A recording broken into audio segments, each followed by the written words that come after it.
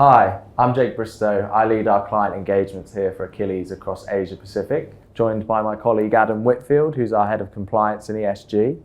We're really excited to dig into some of the sustainability, disclosure, due diligence regulations that are kind of sweeping across the world at the moment. I was in Singapore last week at an 𝗵𝗵𝗴𝗵𝗵𝗵 maritime event, and then I'm here in India with Adam this week. And I think it's been really interesting to see some of the maybe false misconceptions in Asia around sustainability, human rights, ESG, maturity. And I wanted to kick off, Adam, by understanding, having come from the UK this week, what do you see as some of the key differences, both from a legislative perspective, but also in terms of on-the-ground implementation? So I think the big challenge at the moment, the core challenges are the same. So I think if you look at the legislative landscape in sustainability, and you've got kind of, the way I see it is you have three kinds of legislation from a sustainability perspective. So import-based that we spoke about earlier, we've spoken about the disclosure requirements, and then the due diligence. And so organisations across Europe are kind of grappling where, with things like CSRD, Corporate Sustainability Reporting Directive, where you've kind of looked at legislation in the past and you've kind of gone, okay, maybe there's not going to be too much by it, and people wait and wait and wait. And then when it gets to about 3 months before these things like kick into place, organisations then realise that there's actually a lot for them to do. So I think that, I don't think, having obviously the conversations we've had with companies over the last couple of days, I think the challenges when you look at BRSR in India are very similar as it's a disclosure-based piece of legislation. I think that the issues around disclosure and supply chain due diligence and reporting are exactly the same challenges that companies are facing in Europe. And if you look at sort of the analytical reports that are out there, the survey reports that you can see that are out there, everybody's worried about how they collect the data and the information in their own organisations, and then also how they collect it from their supply chains and the value chain. Yeah, exactly. Yeah, upstream and downstream. And in some respects, I think it's easier for European companies at the moment because the CSRD is not as granular as BRSR is. So I think the granularity of BRSR is difficult. And I think as well that a lot of the organisations, when they're looking at CSRD, the amount of value chain information that they need to collect is very different. And so are the organisations in terms of maturity. Whereas you look at, again, the organisations we've spoken to over the last couple of days, they've got massive, massive challenges because that level of granularity isn't something where you kind of just, pull the report out from the system or off the filing cabinet and say, yeah, there you go, there's everything that you need. And I think that's where companies are grappling, particularly multinationals that, again, several offices in India, but offices around the world.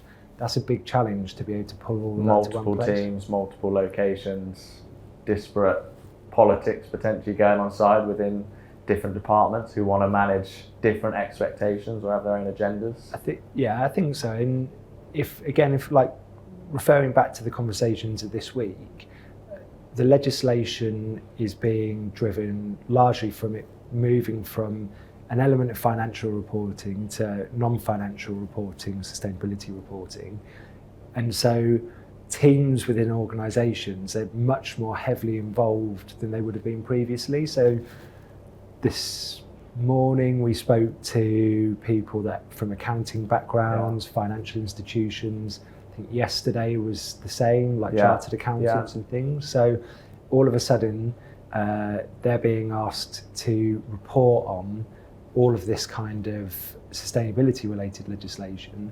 And I've always joked with carbon because, as you know, like my interest is more on like social and human rights side. I've always joked that the issue, that carbon's the easy one because really it's just numbers. Yeah, for sure. And that's fine to say. And that's probably not so difficult if you're one company, relatively straightforward.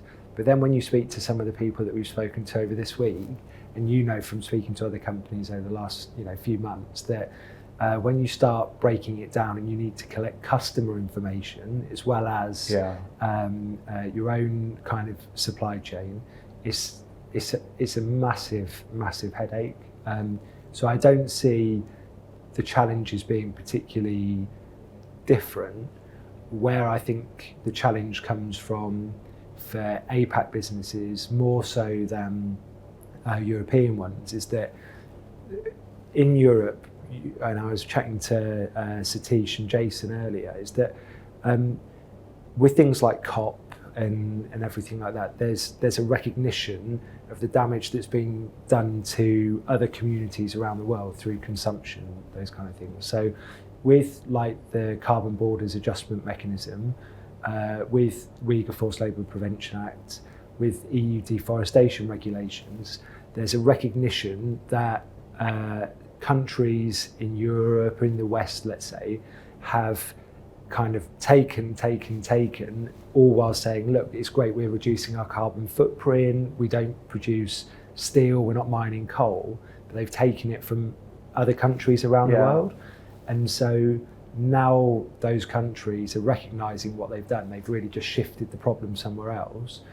And so more legislation's coming to say, well, look, if you're importing steel from India or steel from China, solar panels, whatever it might be, prove that you are calculating what that impact is, whether it's the human rights impact associated with it, like the discussion in Calcutta on Monday, or whether it's the climate change and impact. The environmental factors, And when you ask companies in Europe to calculate what that is, they will start speaking to and asking for information from APAC businesses, because that's where most of our stuff is being procured from. And I think that there's a double whammy in APAC where you have emerging legislation like we're seeing, and the same in Australia with sustainability reporting, but you then have the impact that organisations in Europe are going to ask more and more questions because they're going to need the data for their own compliance as well. So it's the burden of compliance, and you know better than I do with some of the discussions you've had around that, what that burden looks like in supply chain. And I think that's definitely the thing I take the most away from is Europe's legislation, rightly or wrongly, is seen as the most progressive at the moment. But even though we think of it as the EU, it's so all-consuming, because if you're a big corporate within Asia, Australia, or anywhere else for that matter, you're going to have clients within the EU or probably operations in the EU as well. So even though you might not fall directly under something like CSRD, like you say, you'll be captured as part of the value chain and still have to disclose largely the same information as what CSRD captures. So even though India has somewhat aligned with BRSR, even if you're operating in a different Asian country, you're still going to have to be aware of that regulation, what it means for you as a business, and how, if you want to either stay in contracts with your client or ideally win more contracts with your clients, make sure that you're able to share that information in a robust manner. Yeah, and I think, like, again, going back to the conversation this morning that we had, that client is reporting under CSRD and under BRSR. So not only do they have issues where they're going to start being asked questions under other bits of legislation, CBAM being an example, so what they do, but they're going to have to report under multiple frameworks to demonstrate their compliance in the different regions that they're operating in. Yeah, no, absolutely. And I think, just coming back to one of the points you raised around where sustainability sits and that move from best practice probably, or looking to use it as a competitive lever to compliance driven. Was speaking to a head of procurement for a large shipping company earlier today. His view was that it shouldn't sit in finance because it should be seen as a business function of its own, as opposed to something that only investors might, or accountants might care about. So yeah, I guess, what have you seen that challenge presents where it has moved to more of the compliance driven approach, aligning to kind of financial accounting standards? So I think looking at it it's moving from best practice to compliance, because legislation's coming out as we know. And so as a result of that, there's obviously a focus on the cost of compliance, internal costs associated with it. And so some of the best practice that's been seen over time, I came to India and was auditing in India over 10 years ago, and we were going to companies then that were reporting on a lot of the stuff that's being asked for now. And it's not that this stuff is necessarily new, it's just that the angle has been twisted, and in some respects it's been made to seem more complicated and made more complicated than it should be. And I think that poses a bigger issue in terms of creating kind of almost like confusion is around what should be reported, and forgetting why companies should be reporting on this stuff. And when you look at those old CSR reports, they were focused around what companies are doing to support local community, what initiatives were in place to prevent issues around environmental depletion. And this is old stuff. But as soon as you kind of start tagging or incorporating financial institutions, and I can understand it from an investment perspective, and you're in Hong Kong, so you'll know better than I do on some of that side of things.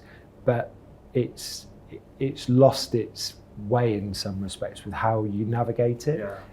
What I quite like when I come to India is that whenever we have meetings, there's generally a CSO or the sustainability team in that conversation.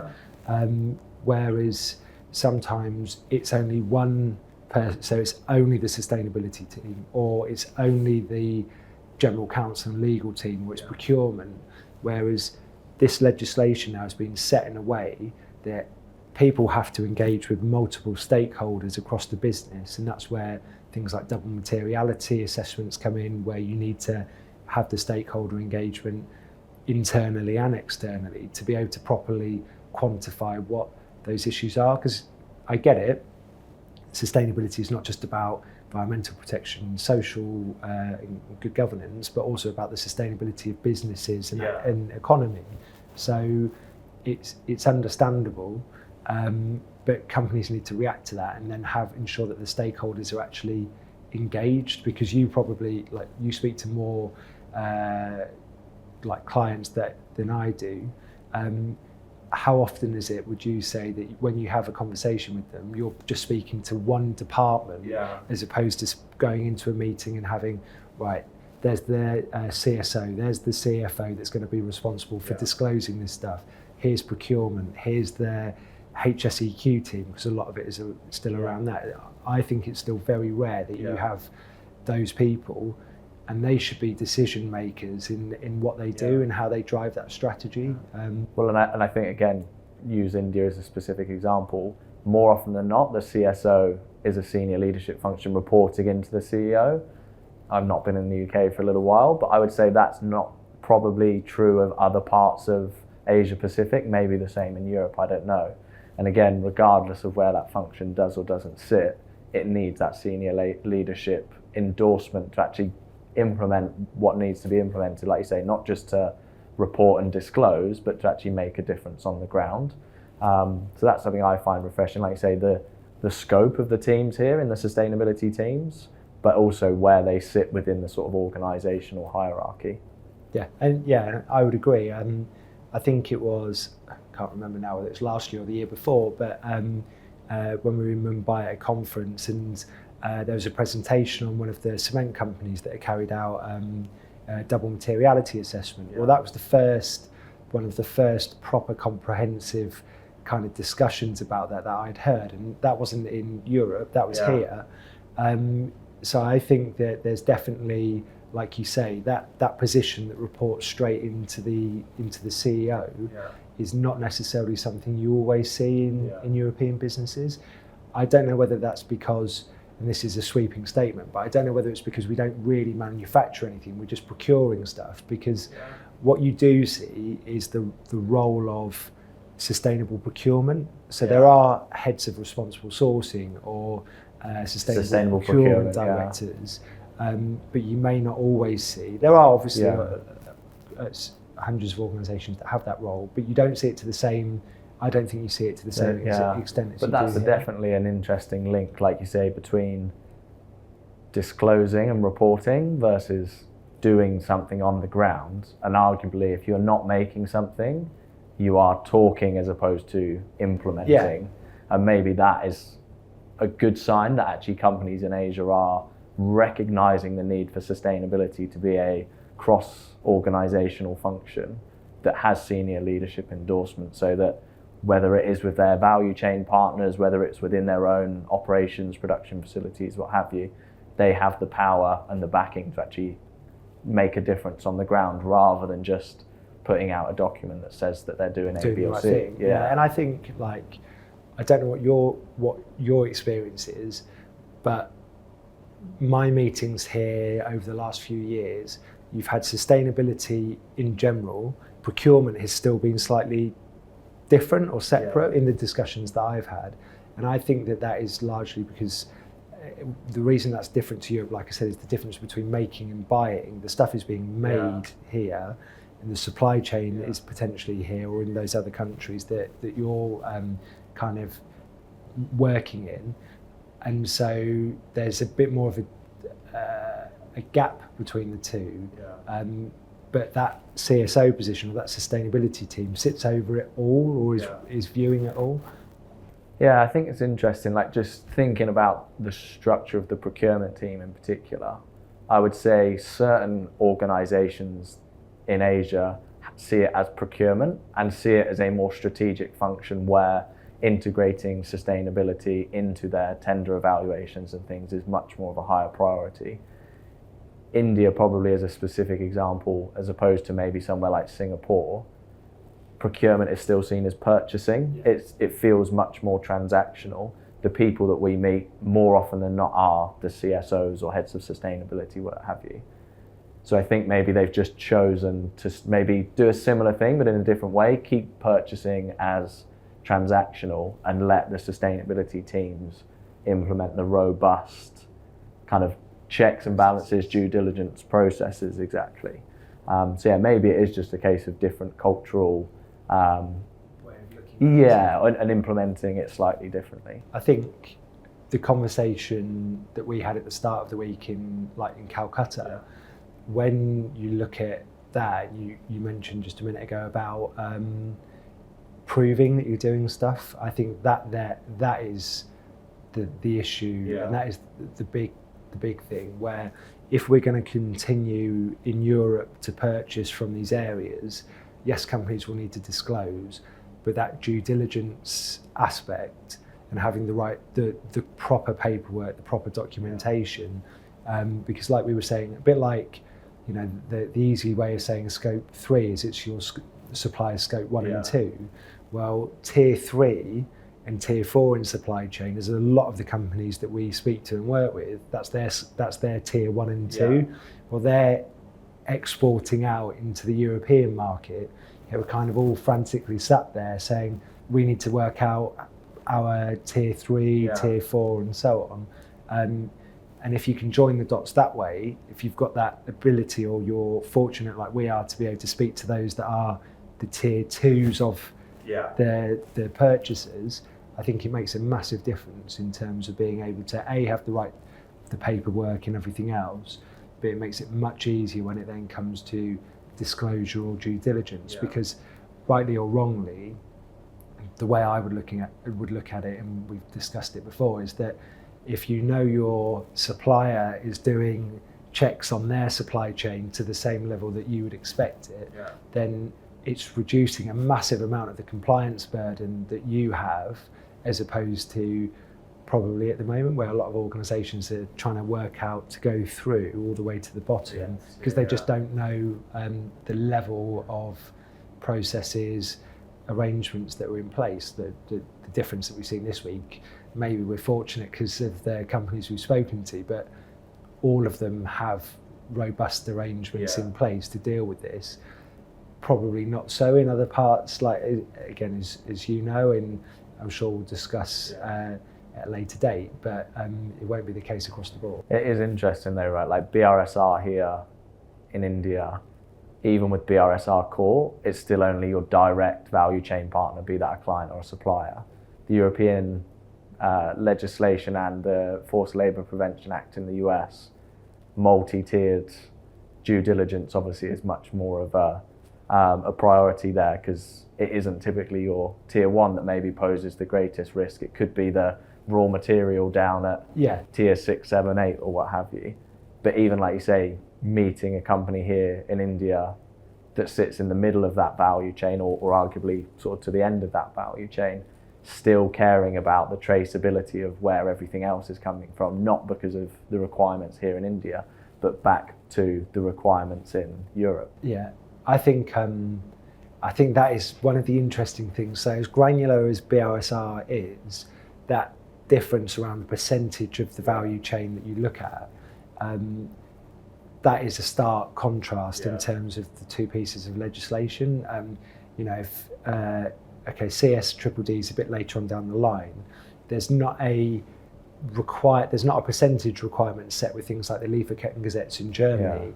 Yeah. It's a risk-based OECD risk-based approach to looking at due diligence and being able to prove that you've undertaken a risk-based method to identify potential risk, and then, you know, go out, carry out a form of due diligence, again, potentially following OECD kind of recommendations. Whereas the discussions we've had this week, it's kind of like, right, well, these are the 15 companies, probably some of the largest companies in India or in Australia. These are the ones that we need to collect this information from.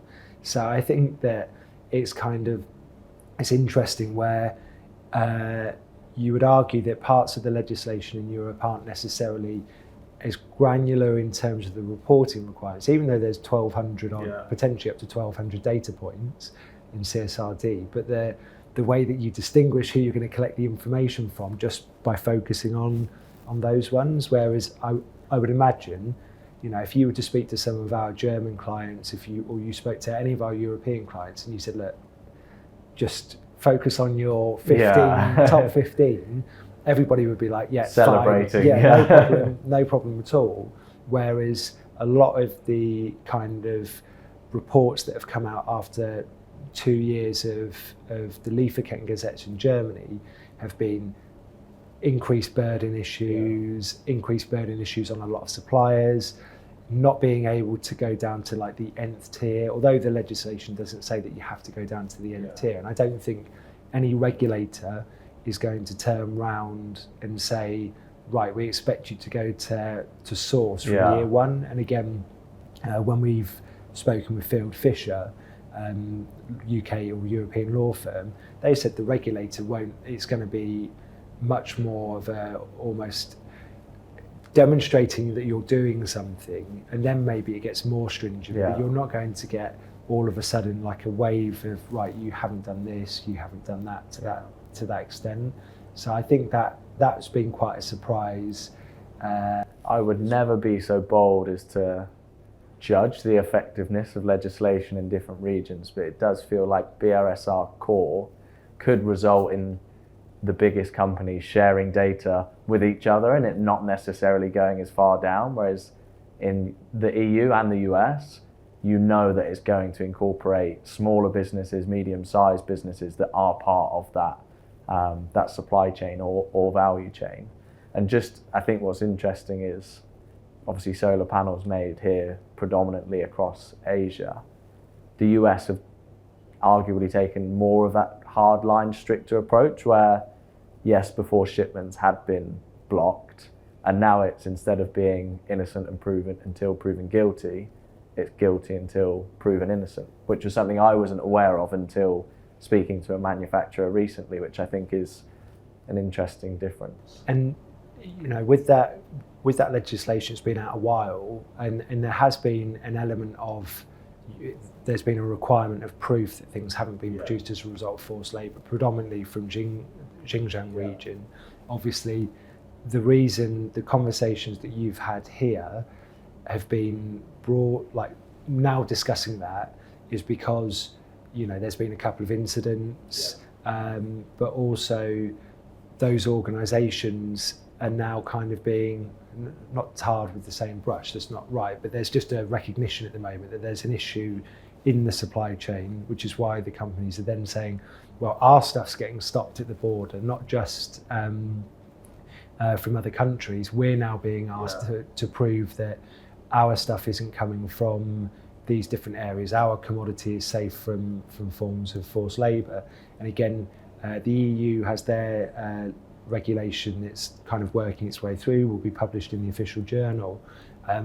So that burden of proof is only going to increase. You know, the proposals and the outline with the EU regulations, there will be member states will have access to the information of high-risk commodities, high-risk countries that those commodities are associated with, and potentially also high-risk suppliers of those materials, so that if it's being brought in, they need to be able to prove that the due diligence is being carried out to prove that they've not been purchasing things that have been produced as a result of forced labour. In terms of how companies could do that, because obviously we've spoken about a big construction company that's doing exactly what you talked about there in terms of mapping out the various commodities that are high risk, taking that risk-based approach, mapping them out, and then looking to map the supply chain within those commodities so that they can then go and do further due diligence. Would you be able to share a little bit about that process and what could other companies learn from in terms of maybe some things that they've struggled with or what's kind of gone well? So without wishing to do anybody out of a job, so a lot of the information is obviously available in like the public domain. And so, but it's then using the information that's in the public domain, interpreting it and analysing it where it gets a bit harder. What companies have started to do where they are importing things is to look at the commodities and look at whether there's any historical evidence of issues around deforestation or forced labour, whatever. And a lot of that's in the newspapers, but also you look at various NGOs or industry bodies. That information, quite a lot of indices as well. And you'll know it for mining and things in APAC. A lot of that information is potentially available. So kind of pulling that together and then saying, right, what are we purchasing based on this list of materials, commodities or products that is potentially high risk, taking that and then kind of from there saying, well, is there a reputational risk associated with the purchase of that because it's particularly visible with us as an organisation? Or is it a financial risk that if that supplier was to be identified as being associated with a form of egregious forced labour or environmental issues, that we would really struggle to find alternative supply because the amount that we purchase and so on. And so they're using that to then, you know, to effectively score where those commodities or products, materials sit. The CBP do that, right, in the US? Yeah. And I think you said that the EU will start Something to do like that. Yeah. Would you recommend for companies that they take that work as done by those authorities?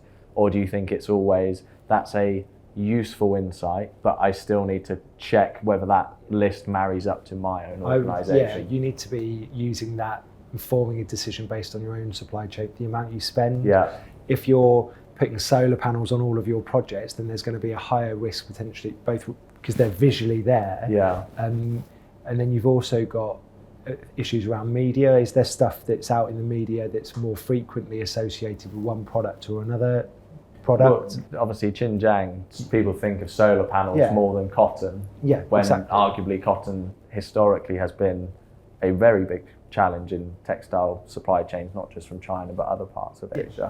Exactly. It's just that media profile, isn't it? And there's been issues around fishing as well. Yeah. The process, the manufacturing process of it after it's come off ships.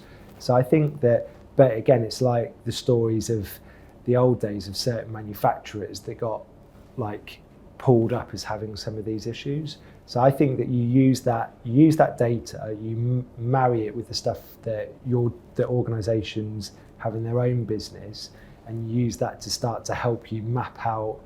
Like I always use like coffee filter approach, as you know. So you start to use that to say, okay, this is the area that we will start to look to focus on to collect some of that information. So you've already created part of your the risk assessment, which then helps you form some of the other decisions. And that's why I think that's the big difference that I see with things like BRSR and CSRD or 𝘂𝗵𝗁𝗆 and so on, because I kind of feel that there needs to be not just the spend or that decision around the percentages that companies are selecting based on their contractual involvement, but also some of that associated with, well, actually, where is this coming from? That's definitely been the feedback I've had, particularly within the maritime space, because the highest spend suppliers are some of the biggest companies in the world. They could be an oil major, or they could be one of the big OEM manufacturer that's bigger than the shipping company. So not to say that they wouldn't be faultless necessarily, but if you're to view them versus a smaller port agent, for example, in a higher risk country, even though they'd factor lower in your spend, the risk profile would still be probably weighted more towards them. So like you say, it's, I think, a good part of the European legislation that they've taken that into account. Yeah, we know better probably than anybody. You can't just go out all of a sudden, like, with a magic wand and start saying, right, we're going to go over here, we're going to go there, we're going to do all of these things, because actually you only scratch a very small surface, and you probably don't really do anything other than pay lip service to what the legislation is really about or has been designed to do. And I think that's probably one observation I have for Asia or Asia Pacific in general, is there seems to be a desire to catch up, which I think is definitely good, even though I don't think there is the need necessarily to catch up, but there definitely seems to be that drive. So sometimes some of the companies I've spoken to, it feels like they want to run before they can walk. Like you said, the easiest thing to do would be, as a direct supplier, is that direct supplier managing their own procurement and due diligence processes properly. But sometimes it feels like companies can go, day one, I need to map out to tier 10 and hope that I don't find something egregious. Whereas based on what you're saying, it feels like actually taking that sort of step-by-step approach and going, let's get a robust foundation in place with our direct suppliers and then work beyond to do further due diligence. I think so, and I go back to the other part of what I do, supporting Achilles in our compliance and ensuring that we meet investor obligations, owner obligations, and any legal obligations. And so when I speak to people and when we have conversations with people, I think about it in terms of what would I be comfortable with in terms of presenting on behalf of Achilles, or when I was auditing, what would I expect to see that would make me feel like, okay, that's the evidence that I'd require. And I think that if you start doing the run before you can walk because you're trying to catch up, I don't think that doesn't benefit as much. Particularly, maybe it does just in APAC if you're just providing goods or services to other APAC businesses, but with some of the requirements and some of the burden that potentially will be placed on those companies in Europe, they won't just be able to kind of say, yeah, that's fine, you've kind of sent a few documents out and you've got 5 back, that's fine. They will be much happier, I would have thought, can't speak for everybody across Europe obviously, but if it was me, I'd be much happier seeing some robust supply chain due diligence or supply chain risk management being undertaken on a company supply chain based on a risk-based profiling, than just kind of thinking, right, we're going to go like send a load of like codes of conduct out, hope that they all come back and then say, yeah, that's fine, we're on to the next. That would not leave me feeling comfortable about waking up in the morning and hearing that one of my suppliers had issues in their supply chain. That would leave me I definitely, at events, roundtables with clients, prospective clients, the journey being started, I think, is definitely what everyone wants more than anything. Whether you're, the most sustainable company in the world or you're taking your first step, I think, regardless of what you're doing, at the moment it's viewed as a positive. And I think that works if you're a supplier, and even if you, like say, you're putting solar panels on your roof or something small, or you're trying to do a full life cycle assessment or whatever it might be, they're both viewed as positive Yeah. because it is still early on. And I think similarly for if you're selling in to Europe and you need to be demonstrating that those due diligence steps, if in the first year you can only do your tier one, that's still better than doing nothing. So I agree, mostly. Ooh, controversial. So I do agree. I do agree. But I think one of the things that's happened 100% in Europe, and it's seen it in the UK, is that you can talk a lot about doing something without doing anything. And I could, and you could, we could fill our diaries from now until the end of the century with different committees, different groups, different things, and it's valuable, and they need to be done. But as we've seen with like reviews to the Modern Slavery Act in the UK, once seen as a piece of like landmark legislation, as it were, in 2015, how much change is it making now? We're still talking about, should it be reviewed? Well, we know it should be reviewed. Should there be changes? So I think taking first steps is the important bit, not just talking and agreeing that there's an issue, because then you'll find that people will keep talking, everybody will keep agreeing that there's something wrong, there's a problem that needs fixing, but the steps won't be taken to look to fix that problem. Yeah, no, I absolutely agree. I think whatever that first step is, taking it is without doubt the most important thing. I'm glad you agree on that. So, that's right. But yeah, it's interesting you mentioned the UK Modern Slavery Act as well. I don't know where that is in terms of review and whatever, but in Australia they had a public consultation a little while ago now, and the government announced their responses to that. I can't remember if it was earlier this week or at the end of last week, but it was certainly within the past sort of 7 days. And even there's a big recognition that they could definitely do more.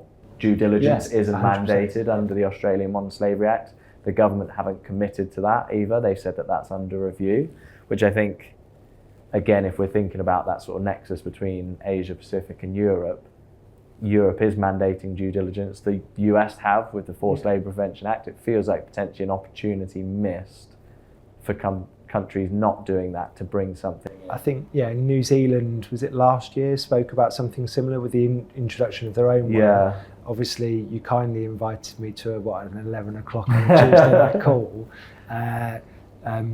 with New South Wales. Yeah, the Anti-Slavery Commissioner's Office. Yeah. And so it's good, again, that people are recognising that there's a problem, and it looks like there's now a push for things to happen and things to be done. Yeah.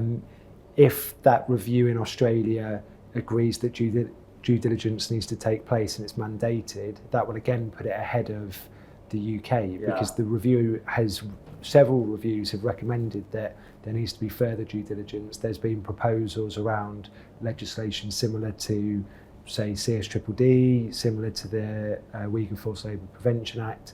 They've not really got any further.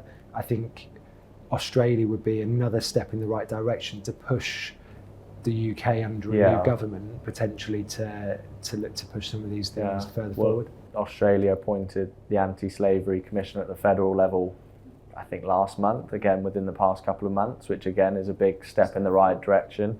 If they do bring due diligence in as that mandatory requirement, again, like you said, that just takes them another step ahead. I know obviously you do a lot of M&A due diligence as well, and sort of on the more statements of assurance and those sorts of things for lenders. Feels like financial institutions don't have borders. Obviously you can only comply with the country legislation, but actually if you want investment, adhering to the higher standard is going to enable you to be as attractive as possible for future investment. I think so, yeah. And some legislation has gone one way where it isn't capturing them in it. Yeah. Other legislation is obviously putting investment and financial institutions right at the heart of it. And I've said for a long time, money talks. Yeah. So if you've got businesses that rely on forms of capital investment or lending or anything like that, they are probably being pushed harder than others. Again, it was at a PE portfolio forum a couple of weeks ago, and that was again starting to encourage and push the portfolio to do more around due diligence in their supply chains, partly because it was seen as an opportunity to drive value. Obviously, when these companies come to exit and to go wherever they go after that.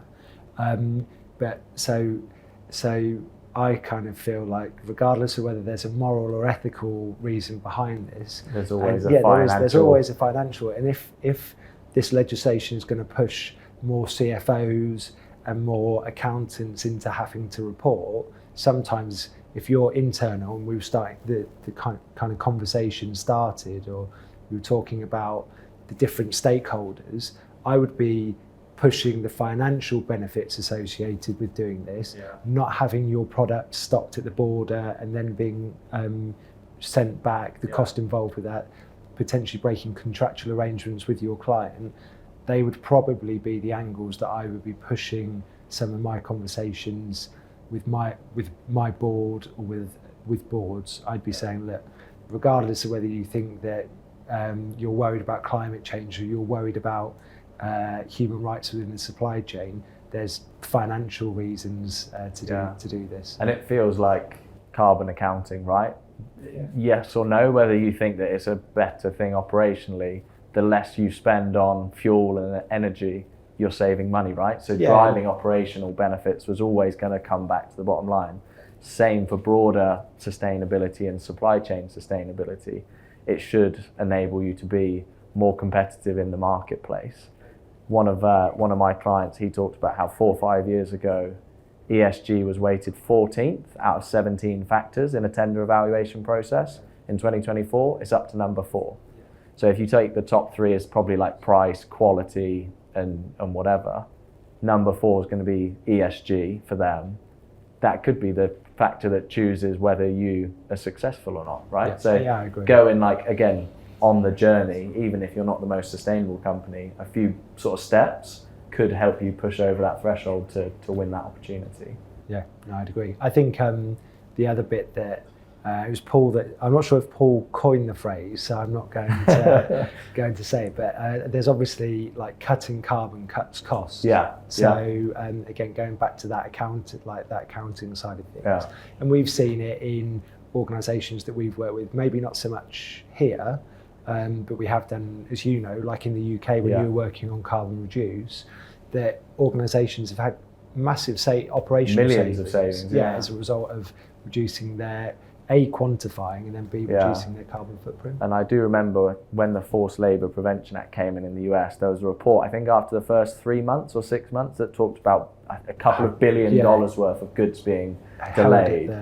In shipping, if you don't have a vessel operational, it can cost $100,000 a day. Right. So if there's some sort of sanction, environmental breach, whatever it might be, the cost implications of non-compliance are massive. And if you think back to where Achilles started, and you think to the oil and gas industry, and you think to some of the issues around that have happened in the Gulf of Mexico, the amount of money that has been lost because of quality issues or safety issues that have then stopped extraction, and it's the same in mining, but they're massive costs involved, and it started that recognition from those issues creating huge costs. You're now seeing, I think, in some of the stuff that's playing out. Again, from the UK, the one that I think was the sort of landmark moment for me was the retailer where in Leicester there was, I think, tier 3 subcontractors being paid £3 an hour, something like that. Share price halved overnight. 2 biggest investors said, we're pulling out. And there, I think, have been legal charges brought now as a result, but the whole leadership team was obviously kind of forced to step down as well. So you've got financial, reputational, and the legal side all wrapped up into it. Exactly. So thank you, Adam. I hope everyone else enjoyed that. I certainly found it a very insightful conversation. I think the clear thing is this stuff isn't going away, right? We're still probably early on in the implementation of a lot of this legislation, but it's only going to become more and more compelling, both from a financial perspective, the legal compliance perspective, and from an operational perspective. So I think my sort of key takeaway is, regardless of where you operate as a business today, understanding the myriad regulations and legislation is really important, and understanding what impacts that can have for your business. So thank you for your time, Adam. Really Cheers, appreciate Jake. it. No, it's good. Yeah, thank you. Thank you.